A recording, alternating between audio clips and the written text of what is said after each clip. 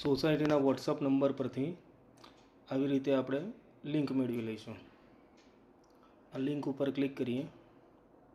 Share holder number એટલે તમારો જે ખાતા નંબર અહીં આગળ છે, દાખલા તરીકે 5659 તમારો ખાતા નંબર છે, તો 5659 ભરીને સર્ચ બટન કરવાનું। અહીં આગળ નામ આવશે। આ એક ઉદાહરણ તરીકે લીધું છે, રોહિત કુમાર ભીખાભાઈ પટેલ, કાકાના ભેંસાવાળા પ્રાથમિક શાળા। આ તમારું નામ બરાબર હોય તો અહીંયા સિલેક્ટ કરવાનું। સિલેક્ટ કર્યા પછી તમારા જેટલા ખાતા અહીંયા ચાલુ છે એ બધા ખાતા બતાવશે। એમાંથી માનો કે તમારે મધ્યમ મુદત લોન લીધેલી છે, એમાં તમારો જે હપ્તો હોય એ ભરવો, અને ટૂંકી મુદત લોન લીધેલી હોય તો એમાં જે હપ્તો આવતો હોય એ ભરવો। આવી રીતે હપ્તોની રકમ ભર્યા પછી નીચે કુલ એમાઉન્ટ સિલેક્ટ થઈ જશે। પછી પે બટન દબાવો। પછી તમારે જે કાર્ડથી, નેટ બેન્કિંગથી, યુપીઆઈ કે ભારત ક્યુઆર જેનાથી પેમેન્ટ કરવું એનાથી થઈ શકશે। આપણે યુપીઆઈથી જ પ્રયત્ન કરીએ।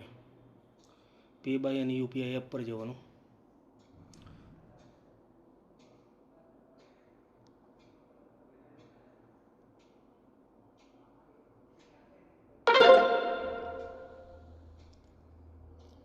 પેમેન્ટ સફળ થઈ ગયું છે। તમને આવી રીતની રસીદ મળી જશે। રસીદમાં કુલ રકમ જે ભરી છે બધી લોનોની એનો સરવાળો થઈને તમને મળશે। તમે ચાહો તો એનો સ્ક્રીનશોટ લઈ શકો છો।